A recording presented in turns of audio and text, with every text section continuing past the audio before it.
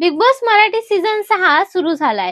त्याचबरोबर बिग बॉसच्या घरात कोण कोण जाणार आहे हे तुम्ही नोटीस केलंय का? चला तर सांगते.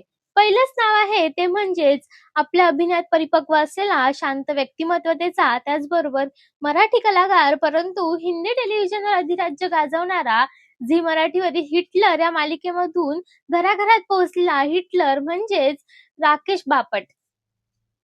दुसरं नाव आहे ते म्हणजेच एक बॅकग्राऊंड डान्सर ते मालिका, असा त्याचा थेट प्रवास. यानंतर एक डिरेक्टर, रायटर, एक आर्टिस्ट आणि त्याचबरोबर डान्सर अशा अनेक पैलूंनी नटलेला असा एक कलाकार. 36 गुणी जोडी या मालिकेमधून घरोघरी पोचलेला वेदांत आणि नुकताच आपल्या सगळ्यांच्या भेटीस येणारा जबराट या चित्रपटामध्ये लीड कॅरेक्टर करणारा आपल्या सगळ्यांचाच लाडका तरुणाईचा चेहरा म्हणजेच आयुष संजीव.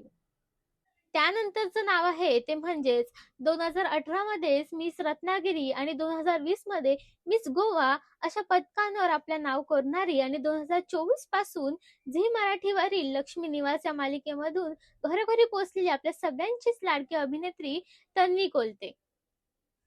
त्यानंतरचं नाव आहे ते म्हणजेच तिचा बोल्ड अंदाज, स्पष्ट वक्ती, बिग बॉस मध्ये सहभागी होऊन चर्चेत असणारी, त्याचबरोबर अवघ्या 19व्या वर्षी किंगफिशर कॅलेंडर मधून ग्लॅमरस विश्वात प्रवेश करणारी सोनाली राऊत.